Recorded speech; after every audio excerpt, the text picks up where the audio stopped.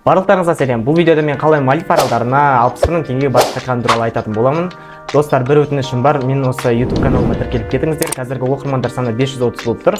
Қазақ тілі контентін қолдау мақсатында оқырман санын 1000-ға жеткізіп тастайық. Үлкен рахмет. Алдымен видеода билет алудан бұрын сіздерге Мальдив жайлы айта кетейін. Жалпы Қазақстан азаматтары үшін Мальдив аралдарында 30 күн визасы режим орнатылған. Жалпы Мальдив аралдары мұсылман мемлекеті болғандықтан ол жаққа баратын алдында сол мемлекеттің заңдарын, ережелерін толық қарап алыңыздар. Және де айта кететінім, мен Мальдив аралдарына барғанда мен ойлаған болатын, ол жақ мұсылман мемлекет, алдайтындар болмайды деп, бірақ мені $30 алдап кетті. Сол себепті мұсылман мемлекеті деп көрінгенге сенбеңіздер. Ал енді Мальдив аралдарына қалай 61 мың теңгеге барған туралы айтайын. Алдымен App Store немесе Play Marketқа кіріп, Wizz Air авиакомпаниясының қосымшасын жүктейсіздер.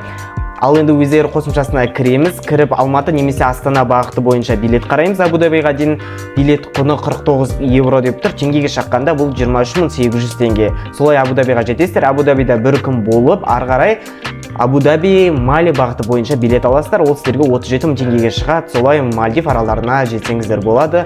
Қалай бардыңыздар, қайтатын билеттеріңізді де дәл солай. Мали Абу-Даби бағыты, Абу-Даби Астана немесе Алматы бағыты бойынша билет алсаңыздар болады. Видео сіздерге түсінікті болды деген ойдамын. Қысқадан нұсқа, түсінбеген жерлеріңіз болса комментарияға жаза кетіңіздер. Мен сіздердің жекелеріңізге шығып, өзім жеке түсіндіретін боламын.